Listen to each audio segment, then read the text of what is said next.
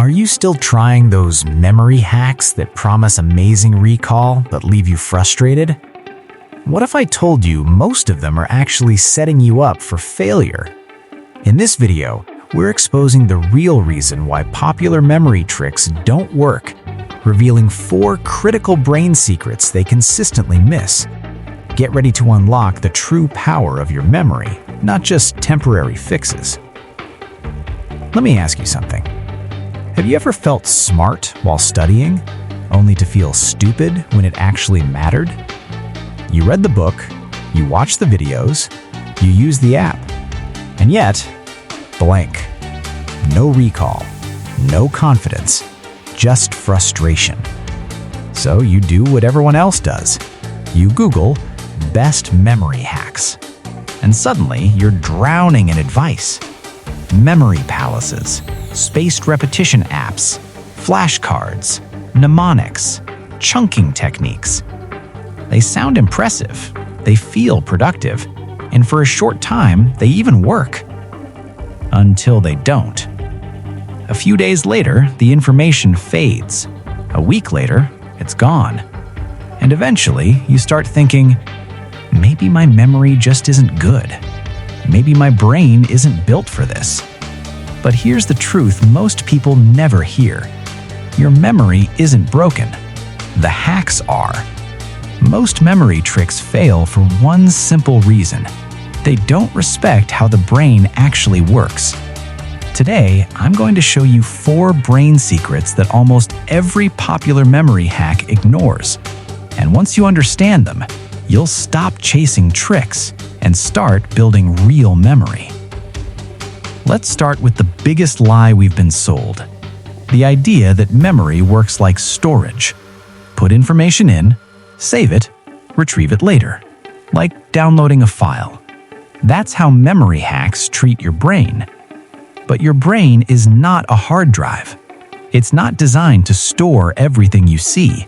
It's designed to filter. Your brain constantly asks one question: does this matter? If the answer is no, it gets deleted. That's why you can scroll for hours and remember almost nothing. That's why you can watch a lecture and forget it the next day. Not because you're lazy, not because you're distracted, but because your brain never decided it was important. This is where most memory hacks fail. Flashcards often turn learning into passive recognition. You look at the question, you glance at the answer, you think, yeah, I know that. But recognition is not memory, it's familiarity. Your brain isn't being challenged, it isn't making connections, it isn't doing any real work. The same thing happens with rereading notes. It feels productive because everything looks familiar, but familiarity is a trap. Real memory is built when your brain has to actively process information, explain it, use it, struggle with it. When learning becomes passive, memory becomes fragile.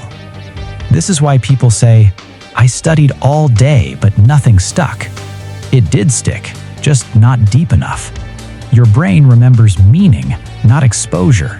If you want memory to last, you have to give information a reason to survive.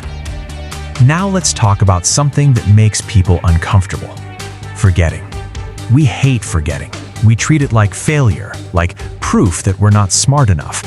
So memory hacks promise to eliminate forgetting completely. That promise is impossible. And worse, it's harmful. Because forgetting isn't a bug, it's a feature. Your brain is designed to forget most things. If it didn't, you'd be overwhelmed constantly. But here's the part most people miss. Memory gets stronger when you forget and then remember again. That moment when you almost remember something, when it's right on the tip of your tongue, that struggle is where learning happens. When you constantly review notes or flashcards, your brain doesn't have to work. It recognizes information, but it doesn't practice retrieving it. And retrieval is everything.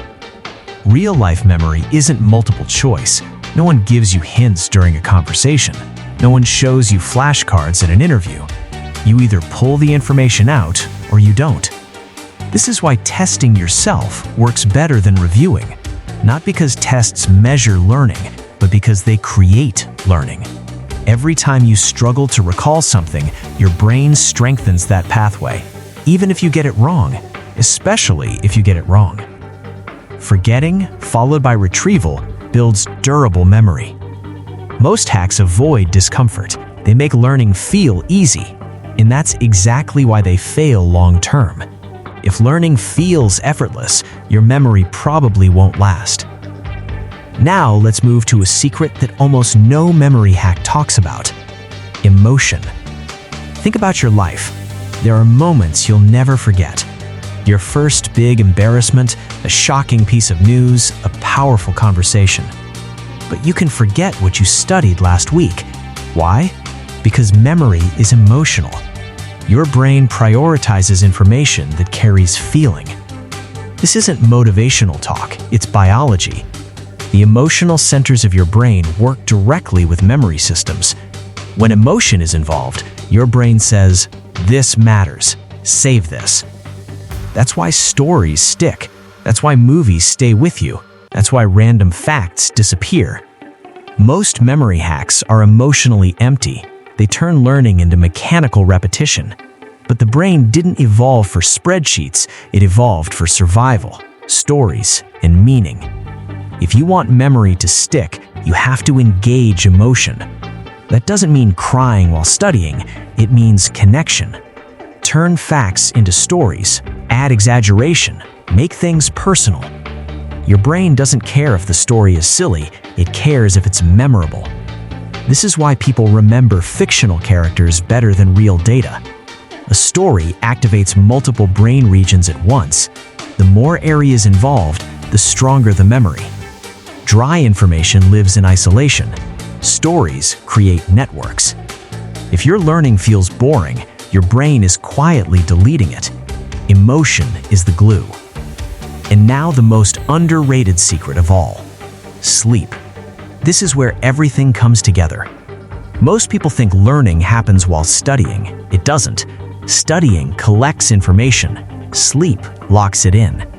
When you sleep, your brain replays what you learned. It strengthens important connections. It clears out noise. This process is called consolidation, and without it, memory stays fragile. You can study for 10 hours straight, but without sleep, most of that effort never becomes permanent.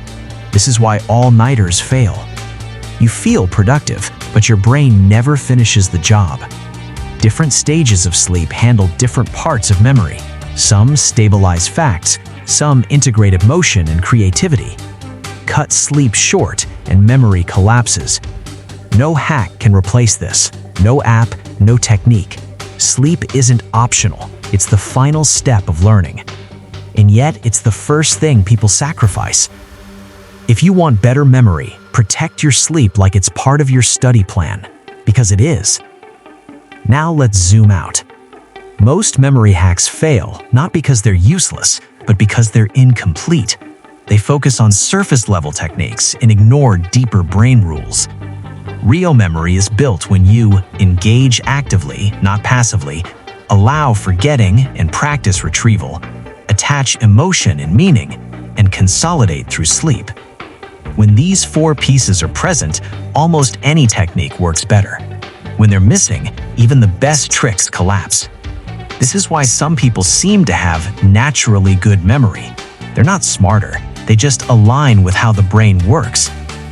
And the best part, these are skills. They can be trained.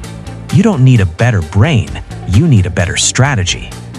So here's your challenge. Stop chasing hacks. Instead, ask better questions. Am I actively using this information? Am I practicing recall? Does this mean something to me? Did I give my brain time to lock it in?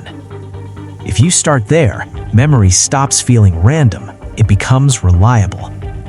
If this video changed how you think about memory, hit like. It helps more than you think.